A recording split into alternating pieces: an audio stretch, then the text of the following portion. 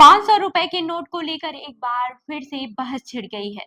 हाल ही के दिनों में सोशल मीडिया पर वायरल हो रहे एक वीडियो में यह दावा किया गया था कि केंद्र सरकार जल्द ही ₹500 के नोट पर रोक लगाने जा रही है।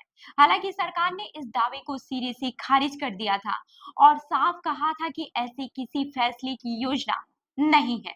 लेकिन अब इस मामले में एक नया मोड़ तब आया है जब आंध्र प्रदेश के मुख्यमंत्री और तेलुगु देशम पार्टी के प्रमुख एन चंद्रबाबू नायडू ने खुद ₹500 के नोट को बंद करने की मांग कर दी। नायडू का कहना है कि अगर देश को भ्रष्टाचार से मुक्त कराना है, तो बड़े नोटों को पूरी तरह से बंद करना होगा। उन्होंने इंडिया टुडे को दिए एक इंटरव्यू में कहा कि देश में केवल ₹100 और उससे कम के ही नोट चलने चाहिए।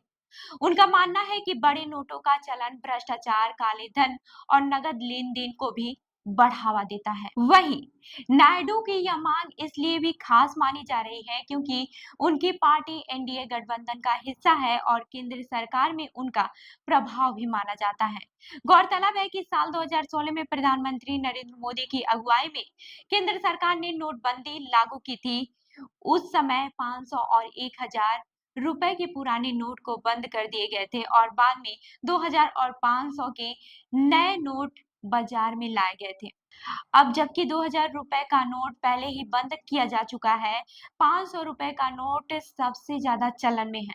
वर्तमान में देश भर में प्रचलित कुल नोटों का 41% हिस्सा सिर्फ 500 रुपए के नोटों का है। वित्त मंत्रालय के आंकड़ों के अनुसार मूल्य के हिसाब से अकेले 500 रुपए के नोटों का हिस्सा करीब 86% है।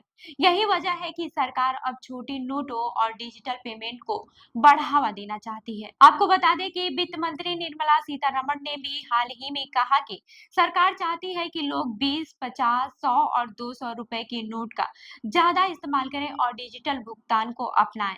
इसके लिए कई योजनाएं भी चलाई जा रही हैं ताकि छोटे दुकानदार, ग्राहक और व्यापारी डिजिटल पेमेंट की ओर बढ़ें। अब देखना होगा कि क्या नायडू की इस मांग पर केंद्र सरकार कोई प्रतिक्रिया देती है या नहीं। हालांकि अभी तक सरकार की तरफ से इस पर कोई आधिकारिक बयान नहीं आया है।